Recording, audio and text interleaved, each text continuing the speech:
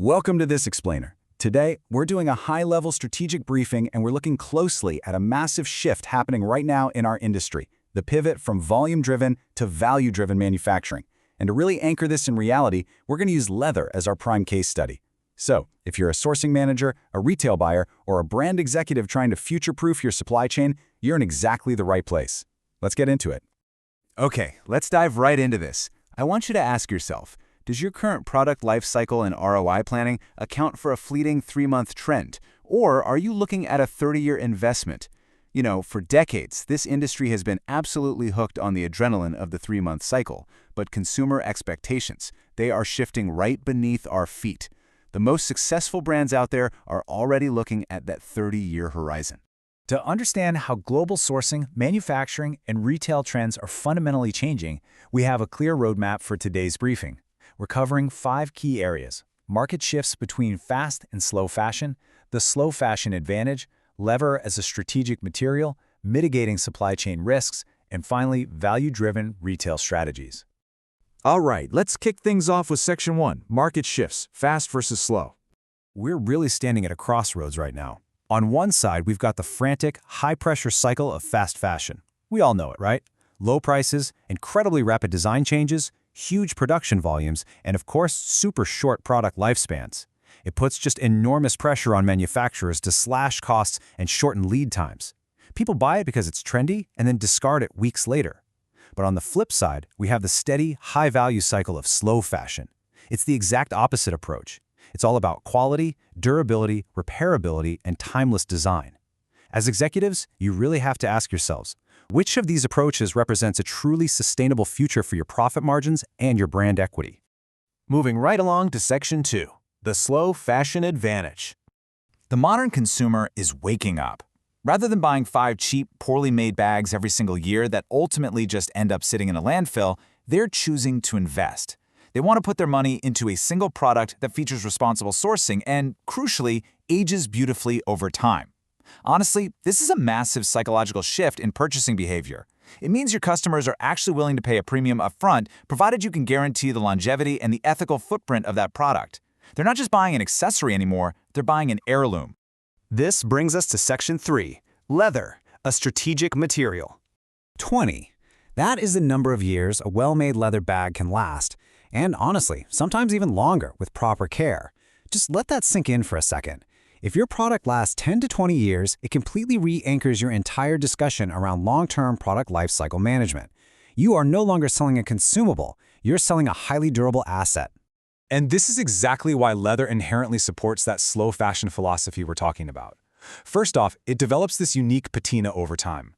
Think about cheap synthetics. They look their absolute best on day one, and then they just rapidly deteriorate. But quality leather, it actually gains character and gets more attractive as it ages. Second, genuine leather is highly repairable and refurbishable. And third, it totally outlasts those synthetic alternatives that, let's face it, inevitably crack and peel after just a couple of seasons. So as a strategic material, leather doesn't just survive the elements, it actually thrives in a circular economy.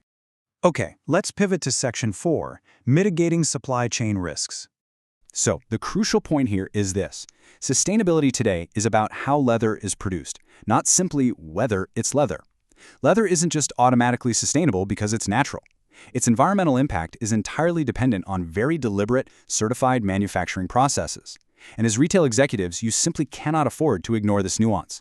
Having a blind spot in the supply chain, that's just no longer an acceptable defense, not to the modern consumer, and definitely not to regulatory bodies. To secure certified suppliers and really mitigate those PR risks, you need a strict compliance checklist. It starts right at the source with responsible livestock practices and ethical sourcing. From there, it moves into the manufacturing phase. We're talking modern tanning technologies, incredibly rigorous wastewater treatment, and very strict chemical management. The industry's invested heavily in cleaner production methods and traceability, and right now, international buyers are making this a strict prerequisite. Look, if your suppliers cannot check these 5 boxes, your brand is carrying an absolutely unacceptable level of operational and reputational risk. And that brings us to our final section, Section 5, Value-Driven Retail Strategies. Now, what's really interesting here is how market leaders are making a massive operational shift. We're moving away from that volume-driven past and stepping right into a value-driven future. Just look at the sales model. We're shifting from pushing frequent rapid replacements to actively embracing resale and repair. Product lifespan? It's moving from mere months to entire decades, and the material focus is hard pivoting away from cheap synthetics towards certified durable materials like leather. Make no mistake, this isn't just some marketing pivot. This is a fundamental rewiring of the entire retail business model. So, what does this actually look like in practice? Well, we're seeing premium and luxury brands aggressively adapting their business models. They're sourcing higher quality materials. They're actively implementing circular economy initiatives. A lot of them are launching their own in-house repair programs and even creating their own product resale platforms. Instead of pushing for constant replacement, they're literally monetizing the longevity of their products. They're extending product life, reducing waste, and building a much deeper, more loyal relationship with their customers in the process. It's a total game changer. To summarize our main takeaway today, from manufacturers, buyers, and consumers, the ultimate goal isn't simply a matter of austerity. It's not just telling people, buy less. The future is really about buying better. It's about creating high-quality, long-lasting products that provide ongoing value to the consumer while still delivering sustainable, solid margins to the retailer. Which brings us to our final boardroom question for you to chew on. Is your brand truly ready to shift from volume to value? The market is already moving, and the leaders of tomorrow are the ones auditing their supply chains today. I highly encourage you to take these insights back to your teams and rigorously evaluate your own sourcing strategies.